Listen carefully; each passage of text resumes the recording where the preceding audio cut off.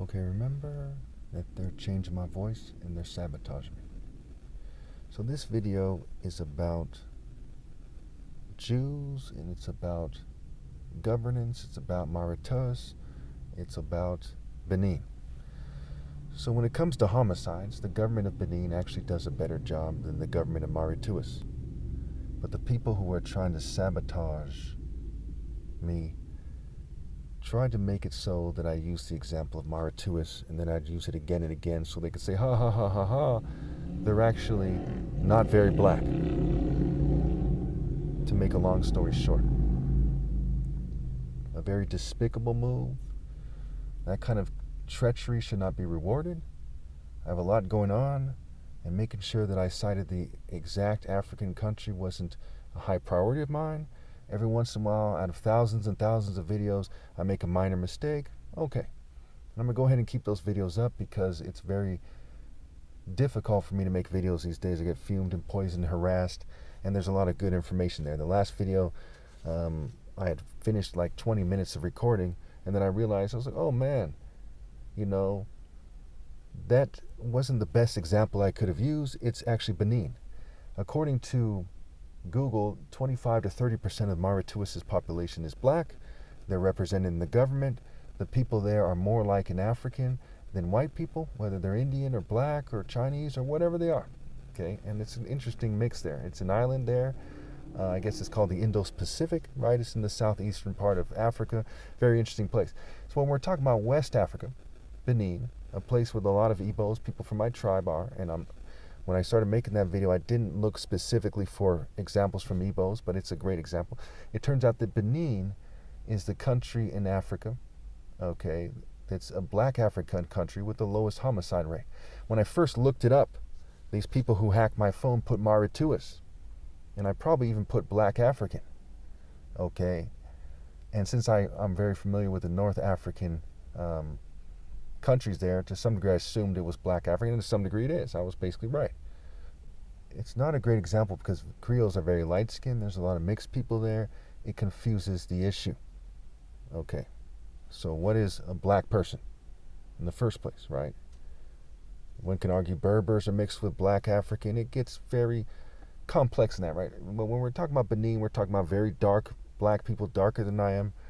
We're talking about a very low homicide rate, right? It's like 1.1 or something out of 100,000. When we're talking about America, it's like 6.7, 6.8 out of 100,000. That's the homicide rate, right? So 6.7, 6.8 for every 100,000 people versus 1.1 for every 100,000 people.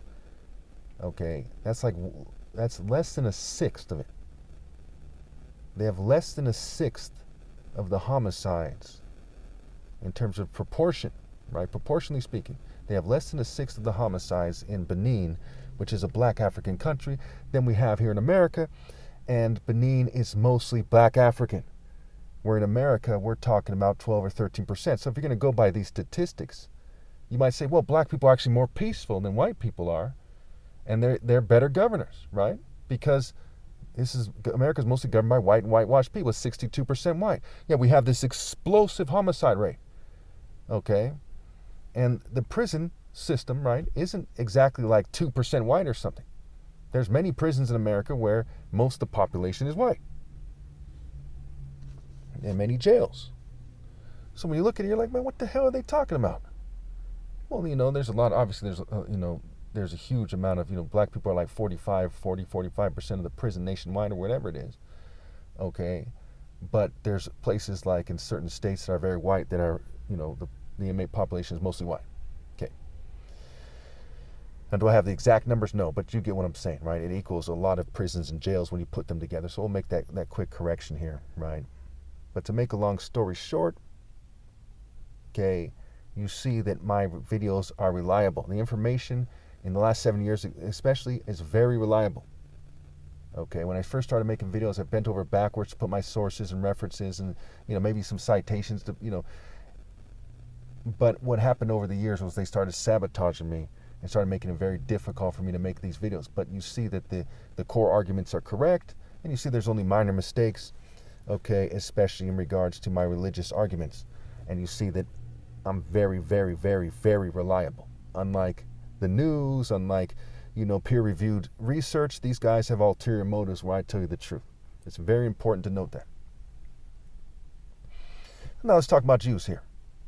Because part of what's going on is white Jews and LGBT people team up against me. And some Jews have apologized to me. A lot of them have admitted it. I have 23 witnesses on record, including some of these people are white. Some of these people are probably Jewish. I have 23 witnesses on record to the psychological operation against me. In case you didn't catch that the first time, some of them are white and some are probably Jewish, what have you. So point number one, what is a Christian versus what is a Noahide? So what is a Christian, right? And what is a Noahide? Well, a Noahide during the time of Noah, right? Someone who has a covenant with God relative to Noah, right? Maybe his family, what have you. Is someone who never heard the argument that salvation is magically from the Jews. Never heard it. Because there were no Jews back then. And we also see in the Bible where it says that the kingdom of heaven will be taken away from the Jews and given to a people who will do its works, what have you. And I've spoken about this quite a bit. So the kingdom of heaven will be taken and given to a people who will produce its fruit, who will live life in a way that's consistent with God's teachings, what have you. Right in Galatians 3:28, there's no Jew or Gentile. You're all one in Christ Jesus. Point number two, no matter what you think about that argument, whether you try to find a way around it, there's no way around it, right? John the Baptist saying from these stones, God can raise children from Abraham. They get warned again and again and again. And Christ said, finish what you started, which being done, which means you then have to obey God through someone else. And salvation is then from someone else, because it means salvation is from the Spirit that the Spirit of the Jews is superimposed on. Okay, the Bible says the Spirit is everything, the flesh means nothing. So the DNA of the Jews means nothing. It's talking about souls and spirits, okay? And the Spirit, first and foremost, Abraham's seed, not seeds, which means one person is also another argument that's made. And again, I don't think that the Bible is infallible or a perfect work of God or something. I think it's a story that's a riddle that's superimposed on something else that's pure and true. Okay, and then there's no other way to look at it really. When you look at Ezekiel, when you look at Proverbs, it says flat out, these are riddles, parables, and sayings of the wise in Proverbs to help you understand the other riddles, parables, and sayings of the wise throughout the Bible. And that includes the language of teaching that we see there in Genesis. It starts off right away speaking in a figurative manner.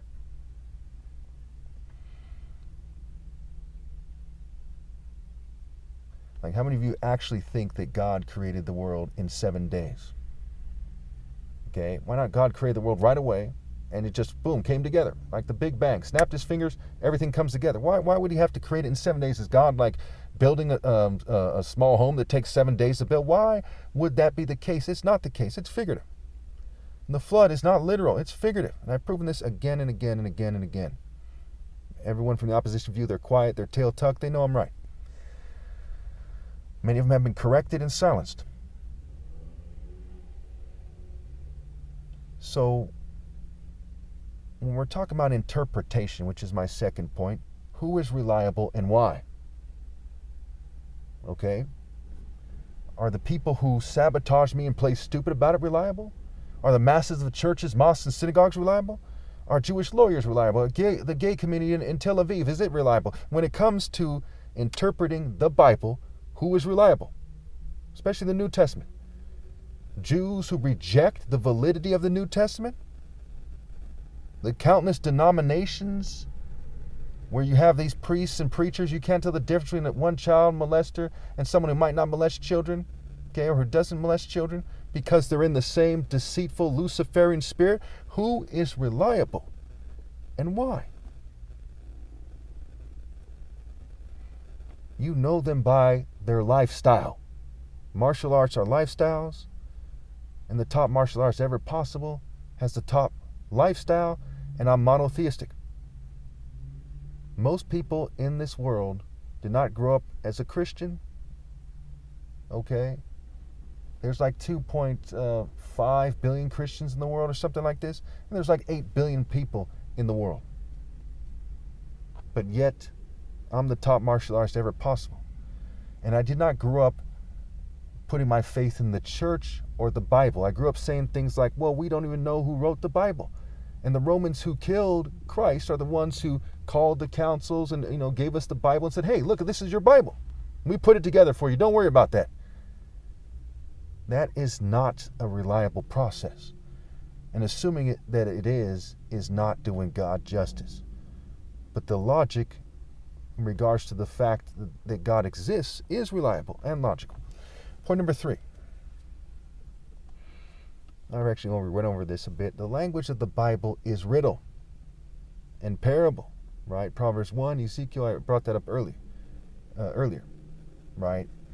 God flat out says to Ezekiel, tell these people in a riddle. In Isaiah, he says, blind these people. And he says, how long should I blind them, right? He's saying, tell them in a way that's confusing. Now, do I believe that God wanted people to be confused about why they're here? No.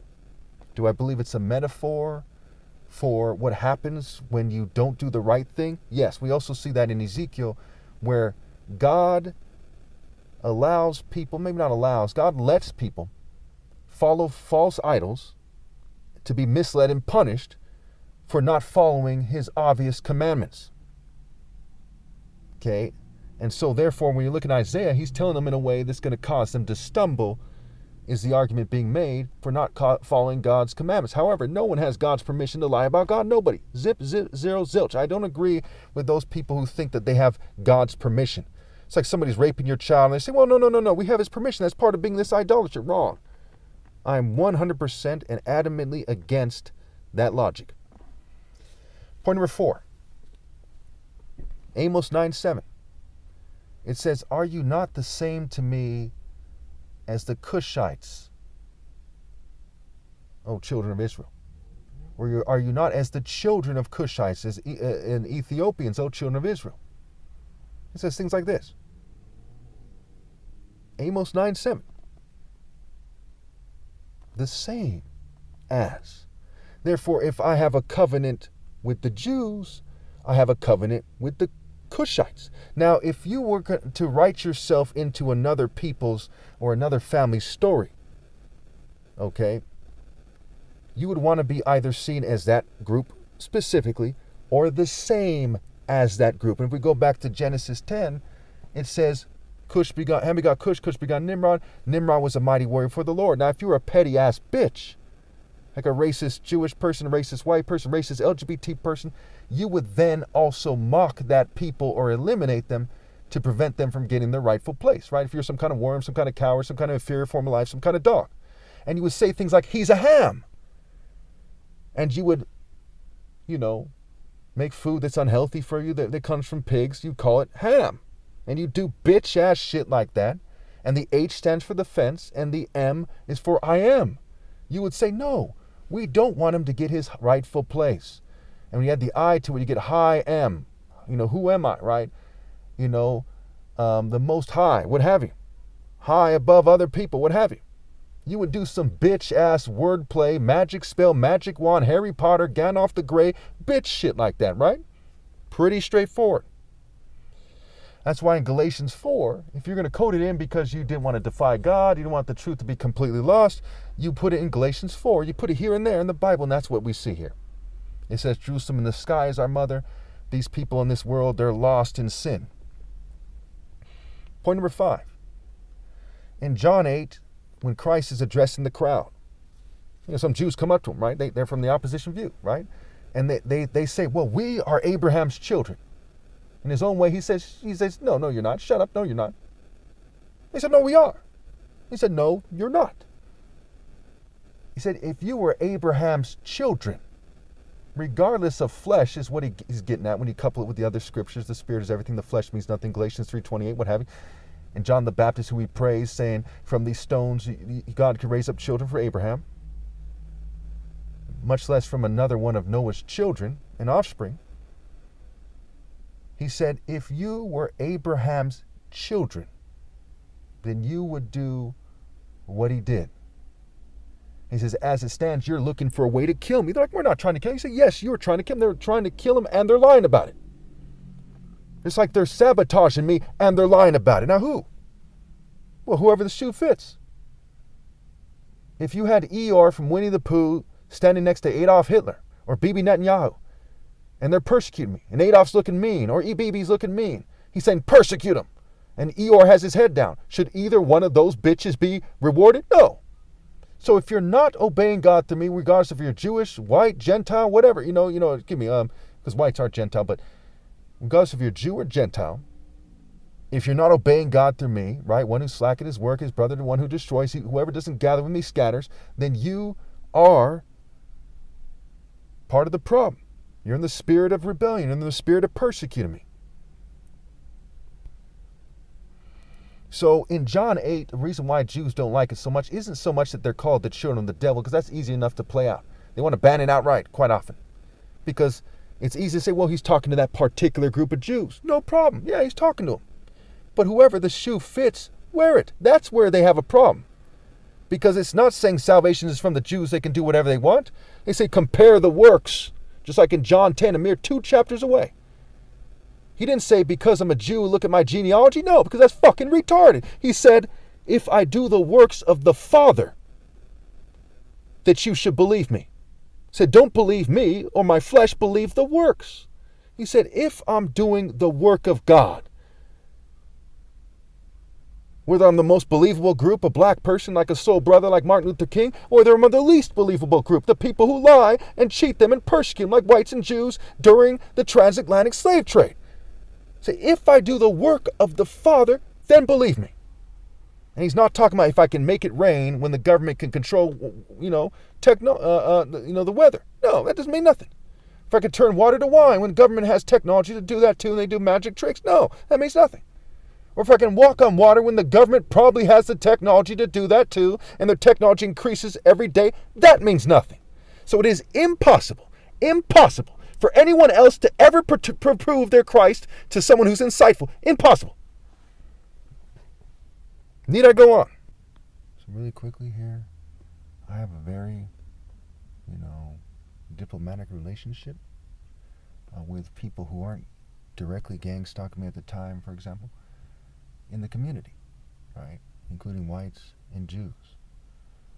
I don't yell at Jews or white people or LGBT people when I see them, just because the governing class is persecuting me. Okay. So that's key to note here. I'm not an anti-Semitic person in the truest sense of the word.